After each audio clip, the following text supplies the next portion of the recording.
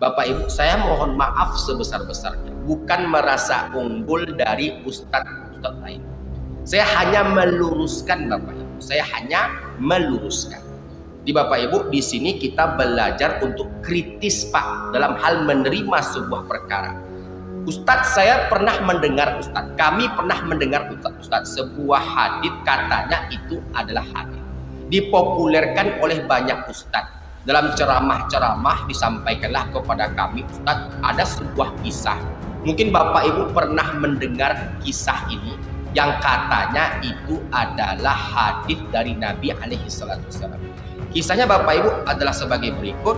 Ada anak perempuan, statusnya itu adalah sebagai seorang istri yang ditinggal perang oleh suaminya.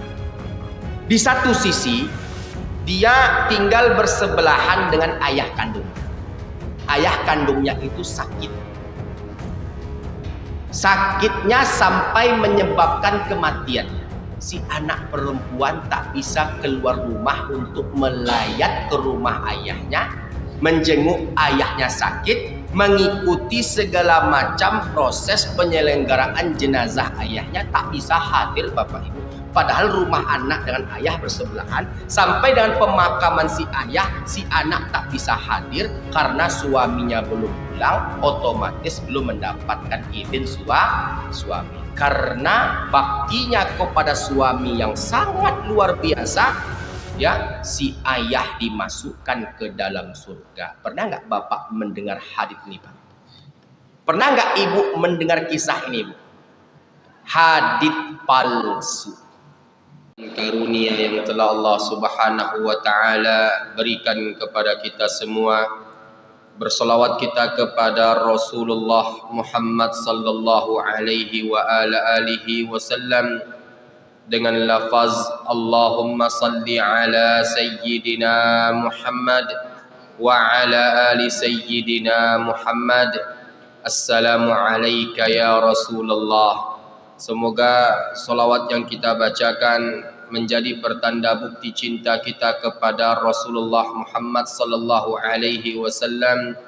Semoga kita semua mendapatkan syafaat Nabi pada hari kiamat kelak. Amin ya rabbal alamin. Baik Bapak Ibu al-hadirin wal hadirat rahimani wa rahimakumullah. Kita masih membahas tentang penyebab terbesar keenam masuk nerakanya seorang hamba, yaitu tentang hutang piutang yang tidak dibayarkan.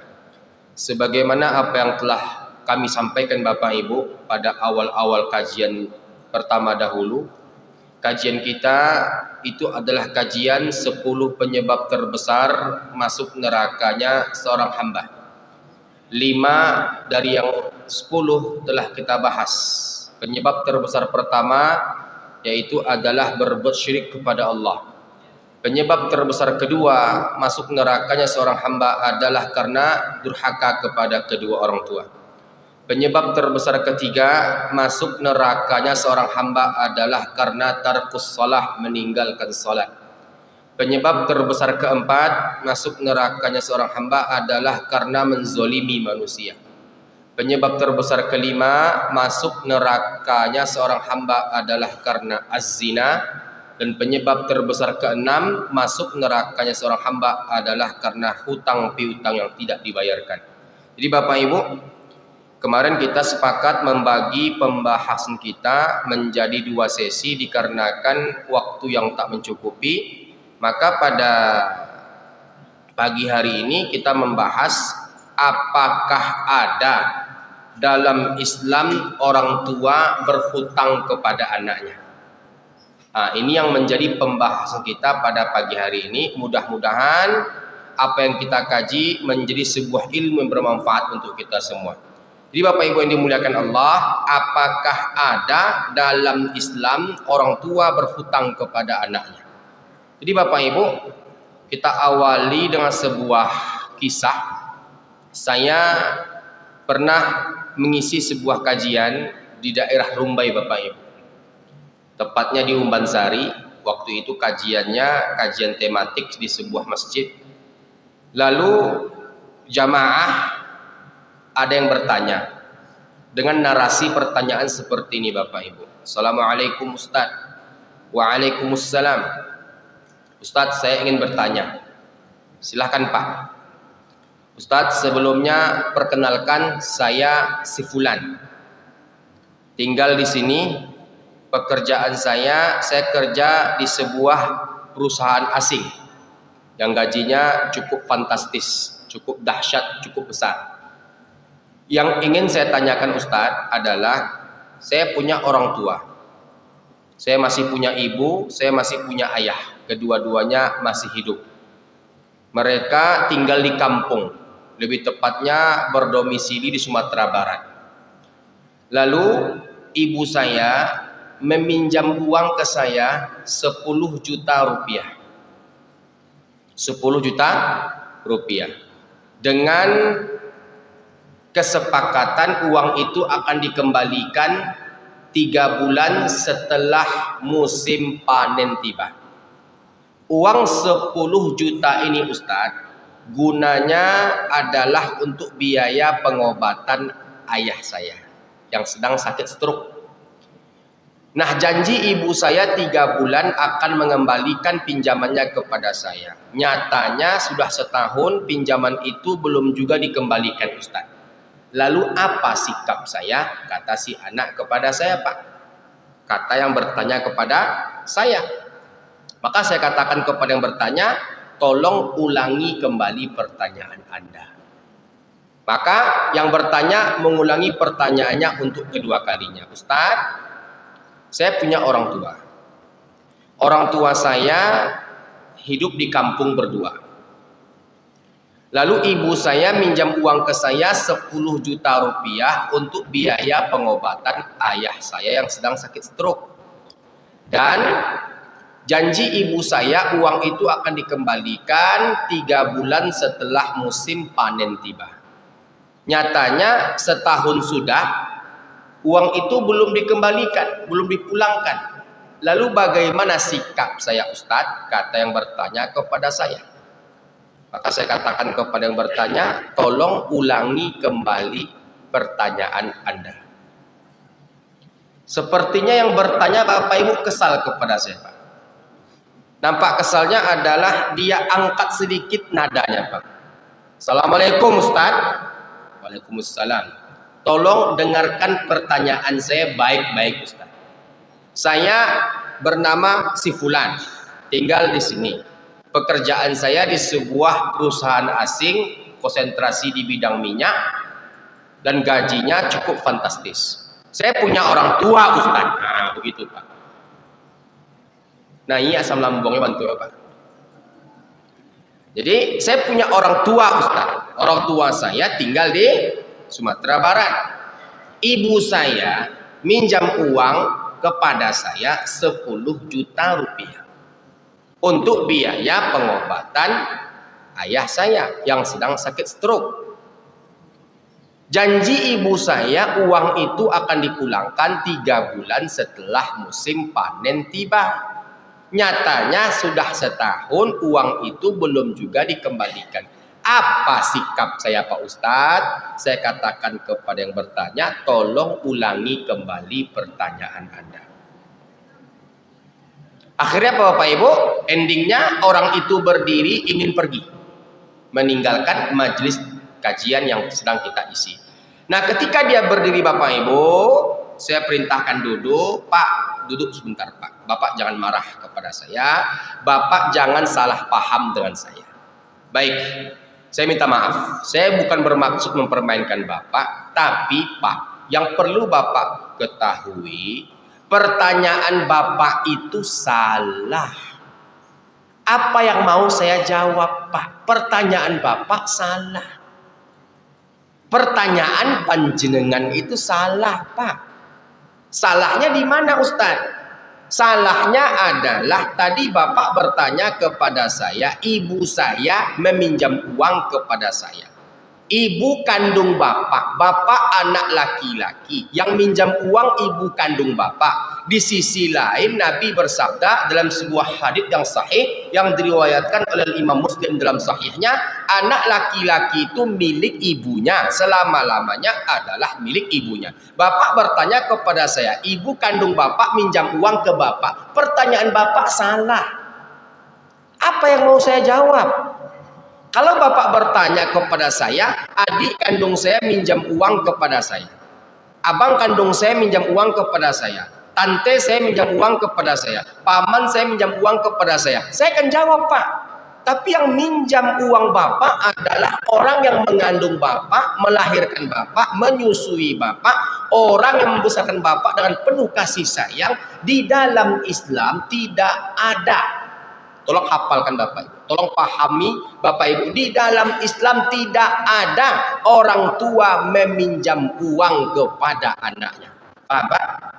Yang ada anak yang minjam uang kepada orang tuanya. Orang tua kepada anaknya tidak ada di dalam Islam meminjam uang kepada anaknya Bapak Ibu. Kenapa begitu Ustaz? Nabi alaihi salatu wassalam bersabda dalam sebuah hadis yang sahih yang diriwayatkan oleh Imam Abi Dawud bahwasanya inna min atyabi ma akalar rajulu min kasbihi wa waladuhu min kasbihi. Kata Nabi alaihi salatu wassalam, yang paling baik dimakan oleh seseorang itu adalah hasil jerih payahnya. Anak-anak kandung itu adalah hasil jerih payah kedua orang tuanya. Jadi Bapak Ibu, di dalam Islam tolong hapuskan kalimat orang tua minjam uang kepada anak. Bahkan Bapak Ibu, ada seorang ulama besar yang bernama Al-Imam Ibnu Qudamah dalam kitab Al-Mughni jilid 2. Ya Pak ya, ya Bu ya, itu membuat kaedah, membuat perumpamaan, membuat permisalan. Andai kata Pak, ini andai kata Bapak meletakkan uang di atas meja 200.000 rupiah. Uang itu lupa Bapak ambil, lupa Bapak masukkan ke dompet, lupa Bapak pindahkan ke dompet atau pindahkan ke tas. Tergeletak uang itu Pak 200.000 rupiah di atas meja. Datang orang tua kita maksudnya, diambilnya uang 200.000 rupiah itu tanpa sepengetahuan kita. Maka di dalam Islam, kata Al-Imam Ibnu Qudamah dalam kitab Al-Mughni jilid 2, itu tidak bisa dikatakan sebagai tindakan pencurian. Kenapa begitu Ustadz? Karena yang dia ambil adalah uang dari anaknya, yaitu adalah aset atau jerih payah. Paham Pak contohnya Pak? Nah ibu masak. Ibu masak, hari itu ibu masak istimewa karena mungkin adalah hari di mana ibu mungkin ada kelebihan uang. Akhirnya ibu belanjalah ke pasar bawah, beli udang galah 1 kilo atau 2 kilo. Akhirnya ibu masaklah udang saus tiram. Ibu masak, ibu belum sempat makan apa yang ibu masak. Jadi apa yang ibu masak ibu belum sempat makan. Setelah itu ibu tinggalkanlah masakan ibu. Ibu pergi, bapak pergi keluar karena ada suatu keperluan. Di rumah hanya ada anak-anak. Datang orang tua kita Bapak Ibu, dimakannya masakan kita tanpa sepengetahuan kita. Di dalam Islam tidak bisa dikatakan sebagai tindakan pencurian. Yang dimakannya itu adalah masakan dari hasil jerih payahnya. Bahkan Bapak Ibu, kita dapatkan dalam sebuah hadis yang sahih, Nabi mengancam orang-orang yang suka meminta-minta. Nah, kan ada tuh Pak sebuah hadis Nabi alaihi salatu wassalam, orang yang meminta-minta sementara dia tak fakir, maka pada hari kiamat Allah akan bangkitkan dia dalam keadaan wajah yang rata. Nah, orang tua yang meminta-minta kepada anaknya, artinya Bapak Ibu, dia minta uang kepada anaknya, maka itu tidak bisa dikatakan sebagai tindakan meminta-minta. Sebagaimana apa yang disebutkan oleh hadits Nabi alaihi salatu wassalam. Jadi Bapak Ibu yang dimuliakan Allah, bahkan kalau kita mengambil fatwa dari Syekh Muhammad bin Shalih Al-Utsaimin, ulama kerajaan Saudi Arabia, beliau berfatwa dalam fatwa Nurun ala Darb bahwasanya termasuk mendekati pintu kedurhakaan. Saya ulangi sekali lagi Bapak Ibu, termasuk mendekati pintu kedurhakaan. Berarti Bapak Ibu kita hampir masuk kepada kategori anak durhaka, termasuk mendekati pintu kedurhakaan ketika seorang anak menjadikan orang tuanya meminta-minta kepada dirinya. Termasuk pintu kedurhakaan ketika seorang anak menjadikan orang tuanya meminjam-minjam kepada dirinya. Paham kaidahnya, Pak?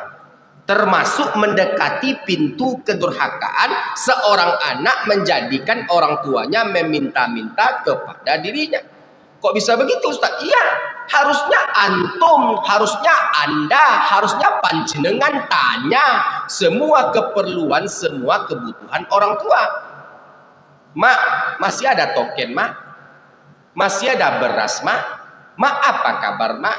Dah makan, Mak? Bagaimana telekung emak diganti atau tidak? Tanya Bapak Ibu. Ini tidak Bapak Ibu. Kadang-kadang kita sebagai anak Bapak Ibu yang dimuliakan Allah, kalau nggak diminta orang tua, kita diam Bapak Ibu. Kadang-kadang Bapak Ibu orang tua ini Bapak Ibu segan merepotkan anak-anaknya. Betul Bu? Jadi kita Pak, itulah kenapa hikmah kita pulang ke rumah orang tua yang masih hidup tuh Bapak Ibu sekali sebulan. Minimal Bapak Ibu, minimal sekali seminggu, maksimal sekali setahun datang ke rumah orang tua. Kadang-kadang Bapak Ibu beras habis dikatakan orang tua kita masih ada. Karena apa? Karena nggak mau merepotkan anaknya. Nah, dengan kita hadir pulang ke rumah, kita lihat segala macam kebutuhan yang telah habis, kita belanjakan, kita belikan tanpa kita bertanya kepada mereka. Jadi ada model anak Bapak Ibu, kalau nggak diminta oleh kedua orang tuanya, nak pinjamlah emak uang nak, mak butuh 1 juta rupiah. Yang lebih parahnya Pak, suami-suami jawabannya seperti ini, Pak, nanti dulu mak ya, aku izin sama istri dulu mak, aku pamit sama istri dulu mak. Oke, kalau menghargai istri dalam hal ini kita mungkin tak mempermasalahkannya Bapak Ibu, karena tentunya apa-apa harus dalam perundingan suami istri. Jadi istri yang sudah terpenuhi nafkah lahir batinnya, istri yang nafkah sandang pangan papannya terpenuhi, tercukupi untuk ibu-ibu di belakang, Bu. Oh Bu, ibu kalau tercukupi nafkah lahir batin, ibu kalau tercukupi sandang pangan papan, nafkah ibu lahir batin terpenuhi, lalu bapak membahagiakan ibu kandungnya tanpa sepengetahuan ibu, itu tak menjadi masalah. Dan itu tidaklah merupakan sebuah masalah. Paham Bu? Bapak membahagiakan ibu kandungnya, bapak membahagiakan adik kandungnya, bapak menyekolahkan kakak kandungnya, bapak menyekolahkan adik kandungnya, adik perempuan maksudnya, maka ibu yang telah terpenuhi segala macam kebutuhan sandang pangan papan, ketika ibu mencampuri urusan bapak dalam hal berbakti ke orang tua kandungnya, maka sebelah kaki ibu dipastikan berada di dalam neraka Allah Subhanahu wa Ta'ala. Paham Bu? Paham Bu? Jadi Pak, kita suami Pak, selagi nafkah istri terpenuhi, tercukupi, maka Bapak Ibu ya, wabil khusus untuk Bapak tidak punya syarat harus izin kepada istri untuk memberikan ibu Bapak atau ayah Bapak belanja. Nggak ada Pak. Kecuali Bapak, orang tua Bapak, ibu Bapak atau ayah Bapak berikan nafkah sementara istri terlunta-lunta, terlantar. Zalim namanya. Ada pula model orang Bapak Ibu ke orang tuanya royal, ke istri dan anak terlantar, hidupnya tak makan sampai terusir dari rumah kontrakan. Nah, ini nggak benar Bapak Ibu. Jadi selagi nafkah istri lahir batinnya tercukupi, terpenuhi, sandang pangan papannya tercukupi, terpenuhi, istri ikut campur urusan suaminya ketika suaminya berbakti ke orang tua kandungnya, membahagiakan ibu kandungnya, menyekolahkan adik kandungnya, menyekolahkan kakak kandungnya, intinya berbakti kepada keluarga kandungnya, ibu yang telah terpenuhi nafkah lahir batin ikut campur dalam masalah ini, dipastikan sebelah kaki ibu berada di dalam neraka Allah Subhanahu wa Ta'ala. Jadi ketika ibu kita Pak, anak laki-laki itu milik ibunya, selama-lamanya adalah milik ibunya. Jadi ketika ibu kita, nah pinjamlah mak uang nah, pinjamlah mak uang nah. Mak butuh 1 juta rupiah untuk kebutuhan mak di kampung. Beras dah habis, hutang di kedai menumpuk, SPP adik kamu belum dibayar, dan segala macamnya. Sampaikan ke mak kita Pak. Apa yang perlu kita sampaikan Pak? Mak, di dalam Islam tidak ada orang tua minjam uang kepada anaknya. Nggak ada Mak. Tolong Mak rubah bahasa itu. Tidak ada di dalam Islam orang tua minjam uang ke anaknya. Mak butuh 1 juta Mak, iya nanti ku transfer. Apapun keperluan emak minta ke aku Mak.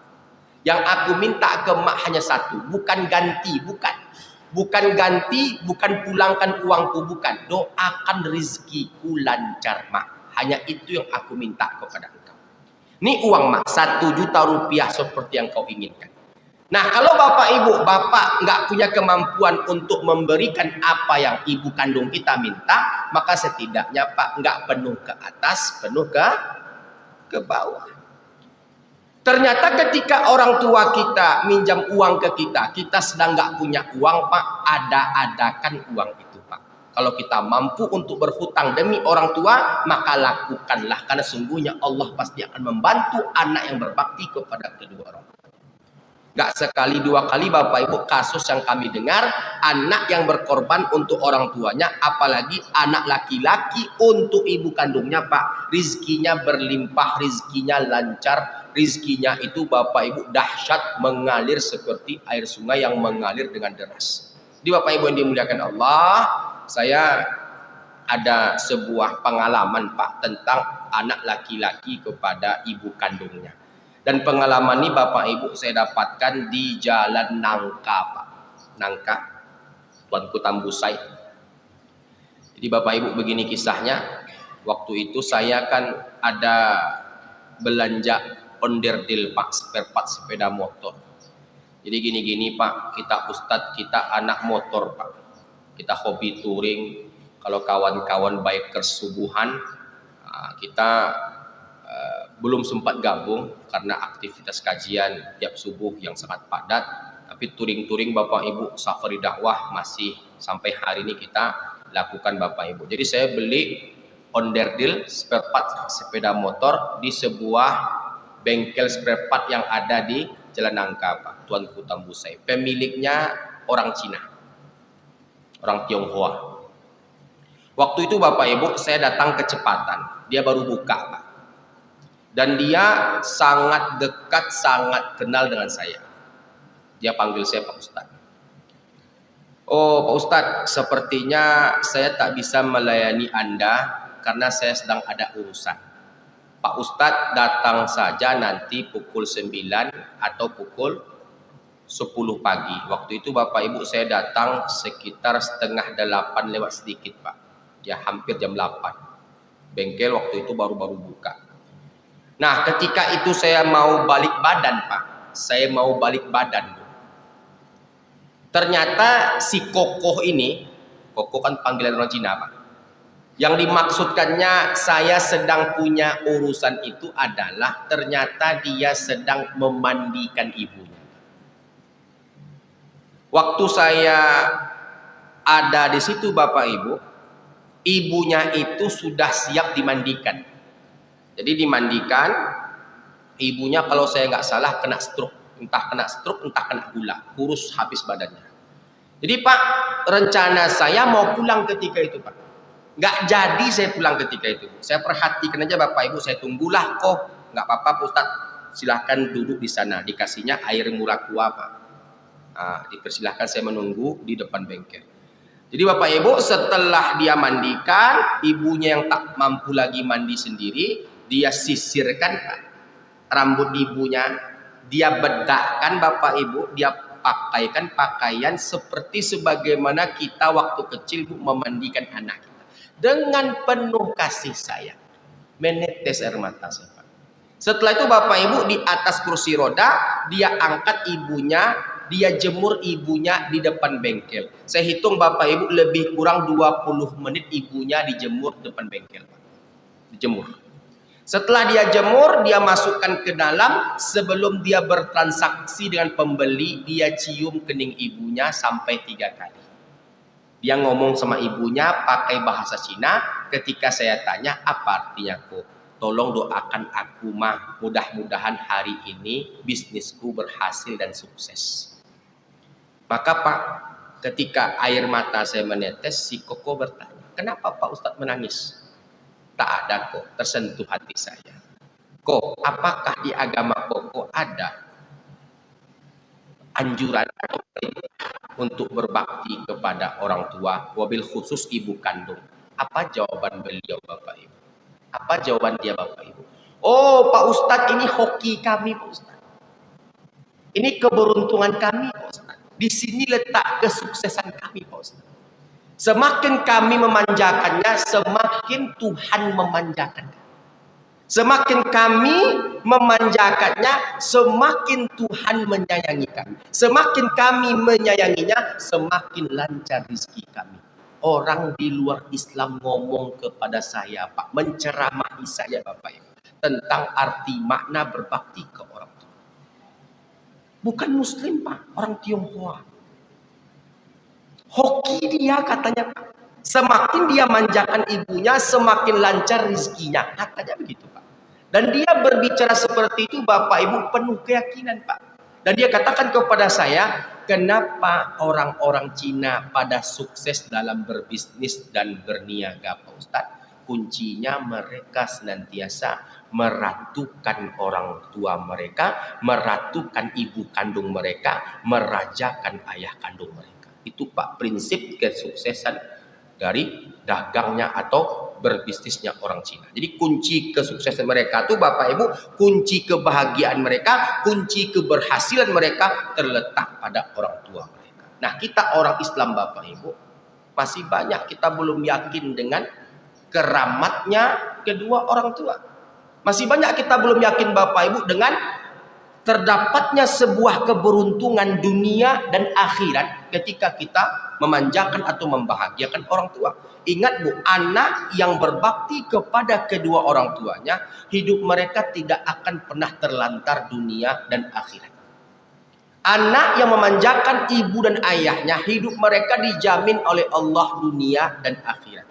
Saya pernah Pak mendengar cerita dari seorang yang sangat kaya Pak di Indonesia ini, orang Minang asli Pak. Saya mendengar cerita ini dari mulut ke mulut dan saya dengar langsung dari wawancara kepada beliau.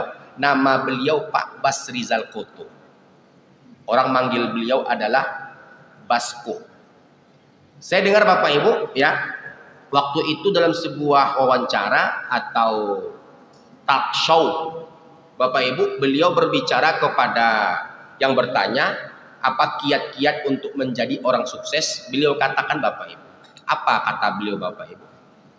Ketika itu, ketika saya kecil, saya pulang sekolah kata beliau. Ini lebih kurang Pak ya, saya hanya memindahkan kata atau kalimat yang keluar dari lisan beliau dalam sebuah wawancara. Waktu saya kecil, saya pulang sekolah. Lebih kurang saya minta maaf bila ada kesalahan. Jadi Bapak Ibu, waktu kecil saya pulang sekolah. Lalu saya lapar. Saya minta ke orang tua saya, di sini ibu saya, ada nggak makanan yang bisa dimakan? Ternyata ketika itu beras habis. Ibu saya pergi keluar untuk mencari beras untuk dimasak. Nah, ketika itu saya ikuti dia. Ketika itu saya ikuti dia, terdengar oleh saya ketika ibu saya minjam beras di kedai tak dapat, minjam beras di tetangga, bukannya beras yang dikasihkan Bapak Ibu, bukannya beras yang diberikan. Apa kata tetangga ketika itu kepada ibu saya? Kalau indah ado bareh yang kadi makan, makan saya batu. Ngerti maksudnya Pak? Tetangga Pak Basko ini Pak berkata ke ibunya Pak Basko ketika minjam beras kepada tetangga tersebut. Kalau ndak ada bareh yang kadi makan, makan sebatu. Makan sebatu kecek tetangga tuh Pak, kamaknya Pak Basko Pak. Asa manja itu niat hati bule basungguh-sungguh mencari pitih.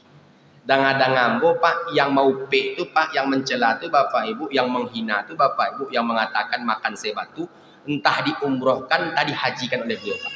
Karena kalau bukan diupatnya, kalau bukan dicelanya, kalau bukan direndahkannya, mungkin Pak Basko nggak terpancing Pak untuk bersungguh-sungguh mengangkat ekonomi keluarga. Jadi Bapak Ibu yang dimuliakan Allah, ingat kebahagiaan engkau dunia akhirat terletak pada keredoan kedua orang tuamu, keredoan ayah ibumu. Semakin kau manjakan dia, semakin Allah akan manjakan engkau dengan surganya yang luasnya seluas langit dan bumi. Jadi Bapak Ibu, dalam Islam tolong hapuskan kalimat tidak ada orang tua minjam uang kepada anak. Kalau anak minjam uang ke orang tua, ada apa? Dan itu wajib untuk diganti. Tapi kalau orang tua minjam uang kepada anak, tidak ada Pak sampai hari kiamat titik. Nah, jadi Bapak Ibu kita sepakat. Anak laki-laki itu milik ibunya. Selama-lamanya adalah milik ibunya. Dan itu kita ambil dari sebuah hadits yang sahih yang diriwayatkan oleh Imam Muslim dalam sahihnya. Nah, Bapak Ibu yang dimuliakan Allah, untuk anak perempuan itu Bapak Ibu milik siapa? Nah, ini Bapak Ibu perlu untuk kita luruskan Bapak Ibu. Anak laki-laki semua kita sepakat adalah milik ibunya, selama-lamanya adalah milik ibunya. Jadi ibu ikut campur urusan suami dengan ibu kandung suami, ibu pengaruhi suami sampai suami durhaka kepada ibu kandungnya, suami durhaka kepada ayah kandungnya, rusak hubungan mereka, sebelah kaki ibu dipastikan berada di dalam neraka Allah kalau ibu tak bertaubat kepada Allah. Nah, jadi anak laki-laki itu milik ibunya, selama-lamanya adalah milik ibunya. Nah, sekarang pertanyaan kedua Bapak Ibu, anak perempuan itu milik siapa Pak? Milik siapa Bu? Milik suaminya Pak? Milik siapa Bapak Ibu? Oh Bu? Bu? Bu? Milik siapa Bu? Yakin Bu? Yakin milik suaminya Bu? Bapak Ibu, pagi hari ini izinkan kami luruskan Pak. Ya Pak ya? Ya Bu ya? Bu, Ibu masih ingat? Ibu masih ingat? Saya hanya menambahkan Bapak Ibu, saya hanya menambahkan. Ibu masih ingat ketika hari pernikahan Ibu? Tanggal berapa? Tahun berapa? Hari apa? Apa lauk pauknya? Bagaimana dekor pelaminannya? Masih ingat Bu? Ibu masih ingat ketika ayah ibu berkata kepada suami ibu, wahai fulan? Apa jawab suami ibu ketika itu? Iya Pak. Betul Pak? Apa kata ayah ibu kepada calon suami ibu ketika itu? Aku nikahkan engkau dengan putri kandungku Fulanah binti Fulan dengan mahar 20 kilo emas dibayar tunai. Apa jawab suami ibu ketika itu? Apa jawab suami ibu ketika itu? Aku terima nikah dan kawinnya Fulanah binti Fulan dengan mahar 20 kilo emas dibayar tunai. Apa kata saksi ketika itu Bapak Ibu? Sah, sah, sah. Jadilah suami istri. Pada hari yang sakral itu Bapak Ibu, yang pindah, coba hafalkan, coba camkan. Hafalkan, camkan, simak. Jangan sampai kita salah kaprah. Yang pindah pada hari yang sakral itu Bapak Ibu adalah tanggung jawab, bukan kepemilikan. Anak perempuan sebelum menikah tanggung jawabnya di bawah tanggung jawab ayah kandungnya. Semua kebutuhan sandang pangan papan di bawah tanggung jawab ayah kandungnya. Setelah menikah tanggung jawab itu berpindah kepada suaminya. Jadi yang pindah itu adalah tanggung jawab.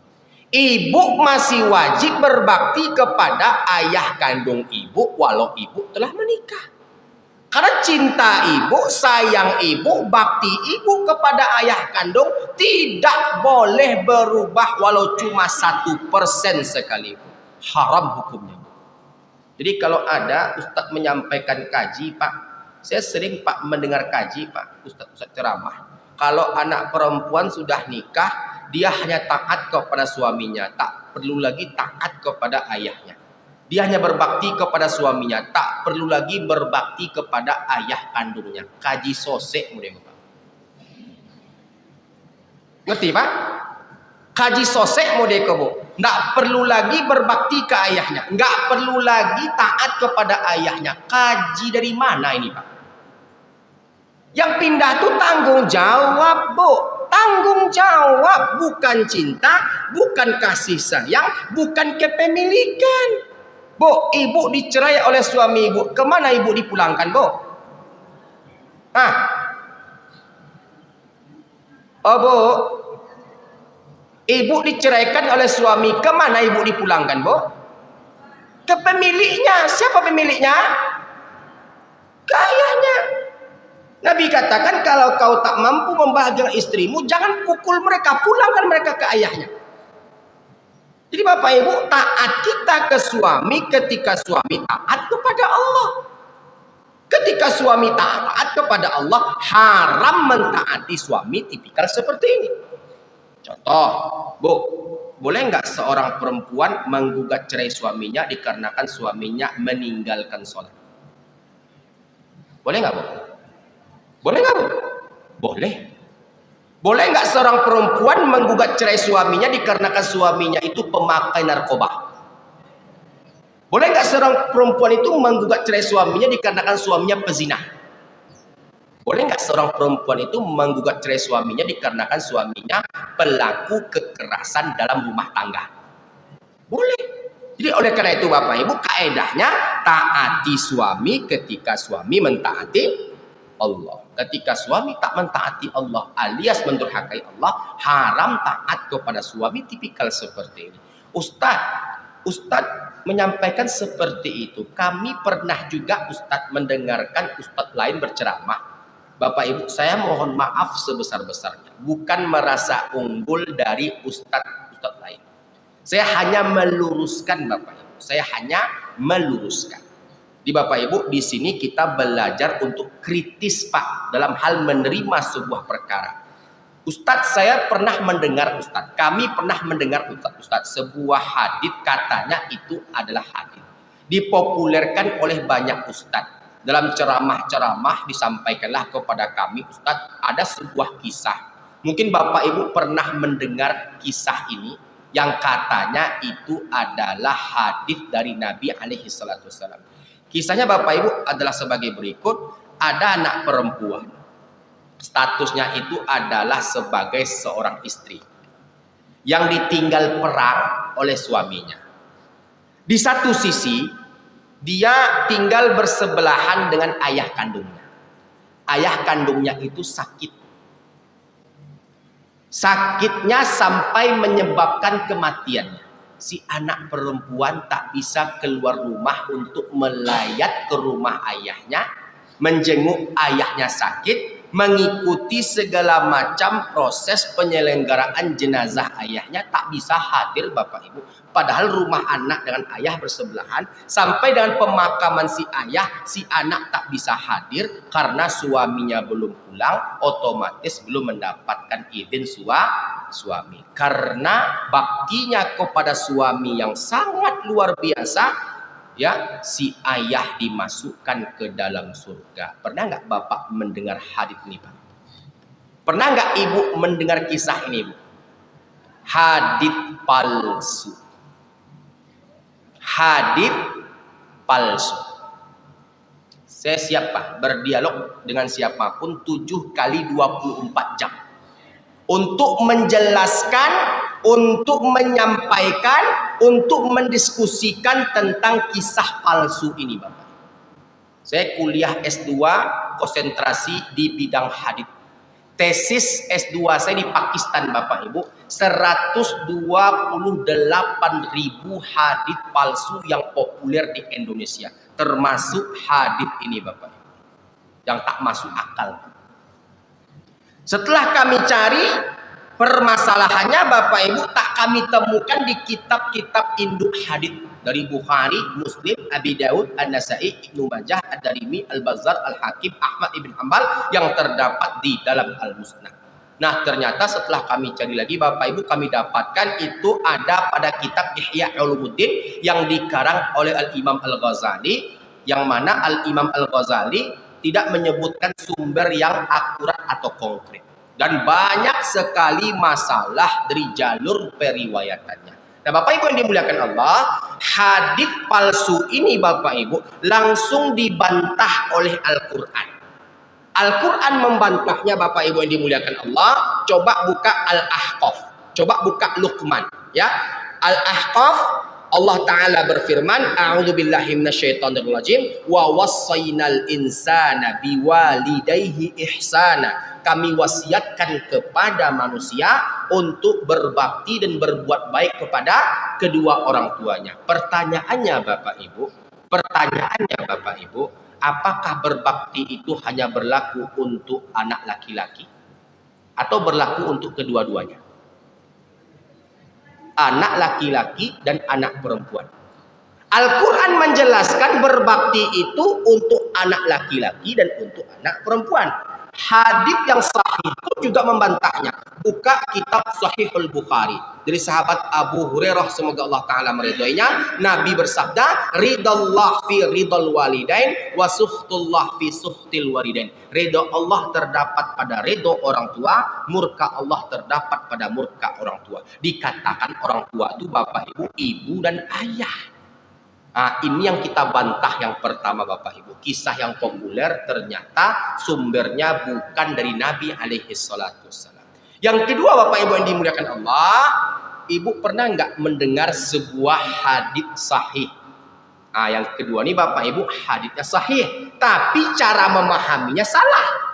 Oleh kebanyakan kita, kalau ada perintah sujud antara manusia kepada manusia, maka kuperintahkan, kata Nabi alaihi salatu wassalam, istri sujud kepada. Sujud di situ Bapak Ibu bukan menyembah, Pak. Sujud di situ maknanya menghormati, memuliakan. Selagi suami itu berada pada koridor ketaatan. Ketika suami taat kepada Allah, muliakan dia. Ketika suami itu mendurhakai Allah, tinggalkan dia. Selesai masalah Bapak Ibu.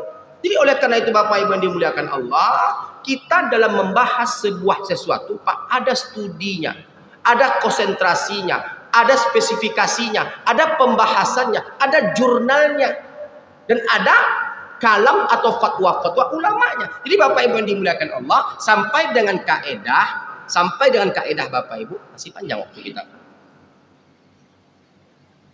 Sampai dengan kaedah Bapak Ibu, harta istri belum tentu milik suami. Harta suami sudah pasti milik istri. Nah, paham Pak? Paham Pak? Saya ulangi sekali lagi, harta istri belum tentu milik suami. Harta suami sudah pasti milik istri. Paham maksudnya Pak? Bapak sepertinya cemberut nih Pak. Ibu senyum-senyum. Harta istri belum tentu milik suami. Harta suami sudah pasti milik istri. Apa maksudnya Ustadz? Ibu sebagai istri, ibu punya uang, punya gaji sendiri, punya pencarian sendiri, punya pendapatan sendiri, uang tabungan ibu sendiri. Uang itu mutlak milik ibu. Mutlak kepemilikannya adalah milik ibu. Tabungan ibu, pendapatan ibu, gaji ibu, hasil profit keuntungan dagang ibu. Uang itu ibu berikan ke ayah kandung ibu untuk belanja kebutuhan mereka tanpa sepengetahuan suami. Itu tidak bisa dikatakan sebagai sebuah pelanggaran di dalam syariat Islam. Nah, itu kaedahnya. Ibu bagikan uang itu ke ibu kandung ibu bagikan ke kakak kandung ibu, kepada keluarga kandung ibu tanpa sepengetahuan suami. Uang itu mutlak milik ibu, nggak ada campur tangan suami di sana. Ibu berikan kepada keluarga kandung tanpa sepengetahuan suami, itu tidak bisa dikatakan sebagai sebuah pelanggaran di dalam syariat Islam. Bukan berdosa Pak, tapi masuk kepada bab adab. Alangkah baiknya apapun yang terjadi, ya beritahu suami. Nah Bapak Ibu yang dimuliakan Allah, suami yang baik tentunya akan membiarkan istrinya untuk berbuat baik kepada keluarga kandungnya. Lain cerita Bu, contohnya harta itu milik berdua, mobil milik berdua, motor milik berdua. Datang abang kita, datang ayah kita Bu ke rumah kita.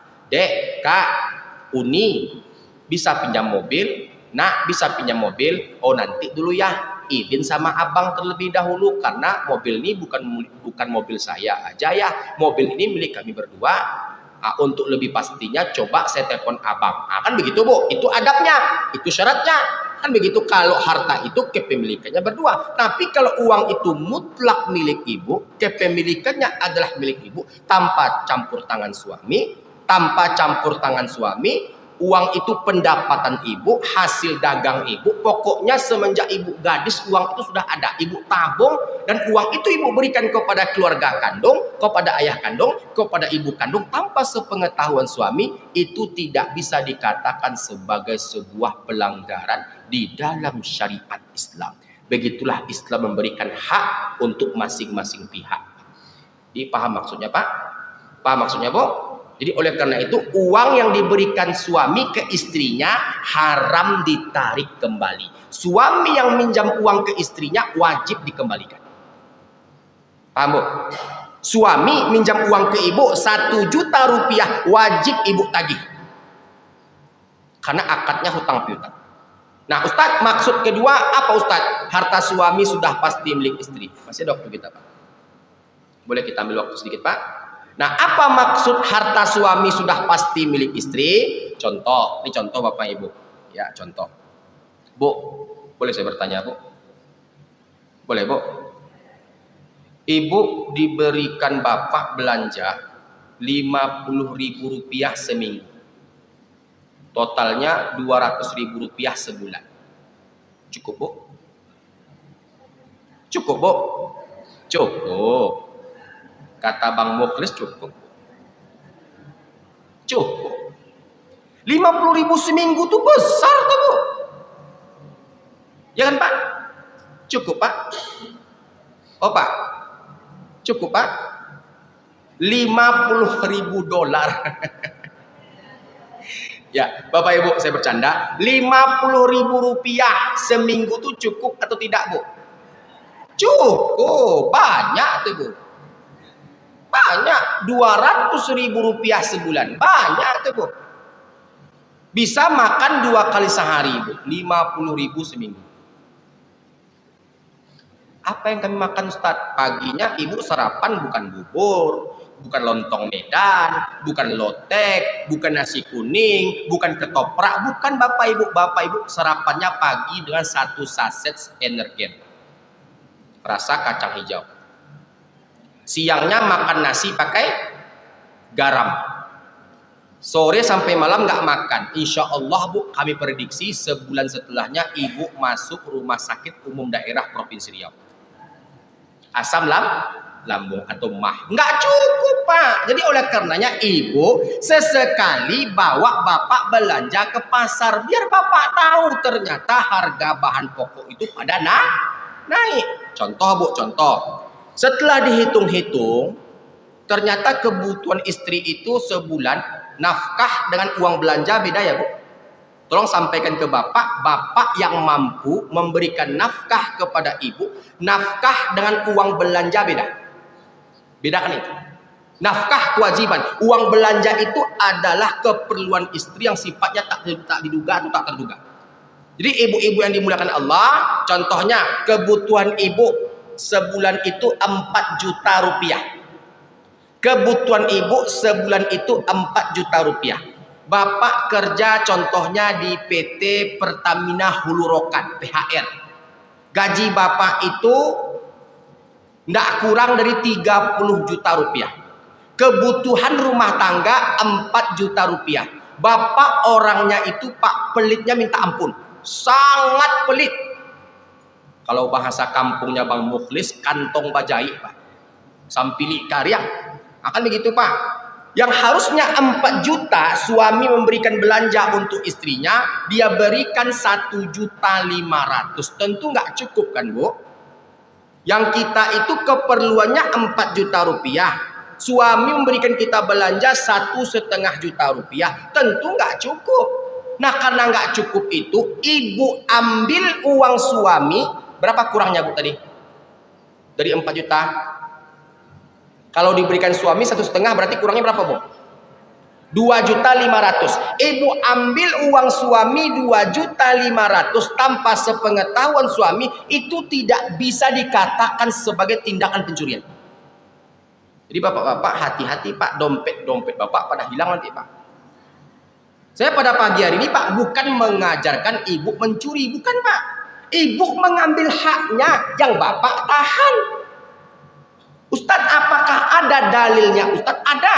Ketika penaklukan kota Mekah, Nabi bersama 10.000 pasukan dari Madinah menaklukkan kota Mekah. Nah ketika itu Mekah tertaklukkan. Sampai turunnya firman Allah, idza jaa nasrullahi wal fath wa ra'aitan nasa yadkhuluna fi dinillahi afwaja. Orang-orang berbondong-bondong masuk Islam ketika itu. Nah di antara yang masuk Islam ketika itu Bapak Ibu adalah Hindun binti Utbah, istrinya Abu Sufyan, yang waktu perang Uhud merobek jantung Hamzah, mengunyah-ngunyah jantung Hamzah dan memuntahkannya kembali. Waktu itu Hindun masuk Islam dan bertanya kepada Nabi alaihi salatu wassalam. Apa pertanyaannya Bapak Ibu? Ya Rasulullah, aku Hindun binti Utbah menyatakan keislamanku. Asyhadu an la ilaha illallah wa asyhadu anna Muhammadar Rasulullah. Ada yang ingin aku tanyakan wahai Nabi. Apa itu Hindun? Suamiku Abu Sufyan orangnya pelitnya minta ampun. Apa yang harus aku lakukan wahai Nabi? Kata Hindun kepada Nabi Muhammad sallallahu alaihi wasallam. Suamiku Abu Sufyan orangnya sangat pelit. Apa yang harus aku lakukan wahai Nabi? Maka Nabi berkata kepada Hindun, wahai Hindun, ambillah uang Abu Sufyan secukupnya, seperlunya, tanpa sepengetahuannya, penuhi segala macam kebutuhanmu dan keperluanmu. Artinya apa Bapak Ibu? Apakah Nabi mengajarkan Hindun mencuri? Tidak Pak. Hindun mengambil haknya yang ditahan oleh Abu Sufyan. Jadi oleh karena itu suami yang zolim kepada istrinya, di samping istrinya bisa menuntut ke pengadilan agama, di dalam harta suami yang zolim ada kepemilikan benda istrinya tersebut. Dapat dipahami kaidahnya Bu? Maka oleh karenanya para ulama membuat kaidah, harta istri belum tentu milik suami, harta suami sudah pasti milik istri. Ketika suaminya zalim kepada istrinya dan tak mengeluarkan hak istrinya. Bapak Ibu, tentang hutang piutang ini kajian kita masih panjang. Kita bagi lagi menjadi 3 sesi karena waktu kita terbatas. Insya Allah pada bulan berikutnya adalah kita bahas, dan itu masih berkaitan dengan masalah hutang piutang. Hutang suami ke istri, hutang istri ke suami, apakah ada hutang dengan mertua, apakah ada mertua hutang kepada anak menantunya. Ini akan kita kaji dalam kajian kita insya Allah, dan kita akan sampaikan perbedaan-perbedaan ulama-ulama yang berbeda dalam hal menanggapinya. Insya Allah Bapak Ibu, mudah-mudahan kita semua diberikan kesehatan, diberikan kekuatan, diberikan keberkahan, dan tentunya kita diberikan hidayah oleh Allah Tabaraka wa Ta'ala, dan kita semua berkumpul di dalam surganya. Amin ya rabbal alamin. A'udzubillahi minasyaitonirrajim. Bismillahirrahmanirrahim. Allahumma rzuqna husnal khatimah, Allahumma rzuqna husnal khatimah, Allahumma hasibna hisaban yasira, Allahumma hasibna hisaban yasira, Allahumma hasibna hisaban yasira, Allahumma ajirna minan nar, Allahumma ajirna minan nar, Allahumma ajirna minan nar, Allahumma hawwin alaina fi sakaratil maut wan najata minan nar wal afwa 'indal hisab. Rabbana atina fid dunya hasanah wa fil akhirati hasanah wa qina adzabannar. Walhamdulillah rabbil alamin. Kesimpulannya Bapak Ibu, pada pertemuan kita pada pagi hari ini, tidak ada di dalam Islam orang tua minjam uang kepada anaknya. Jadi kalau ada orang tua minjam uang kepada anaknya, katakan kepada orang tua tersebut, aku adalah asetmu, aku adalah jerih payahmu, hartaku adalah hartamu, hartaku adalah milik engkau. Katakan kepada orang tua kita seperti itu Bapak Ibu. Semoga Allah melancarkan usaha kita, melapangkan rezeki kita, dan mudah-mudahan memasukkan kita ke dalam surga asbab bakti kita kepada orang tua kita. Amin ya rabbal alamin. Hadza wa sallallahu ala nabiyyina Muhammad wa ala alihi wa sahbihi ajma'in. Subhanakallahumma bihamdihi, subhanakallahumma bihamdika, asyhadu an la ilaha illa anta, astaghfiruka wa atubu ilaih. Assalamualaikum warahmatullahi taala wabarakatuh.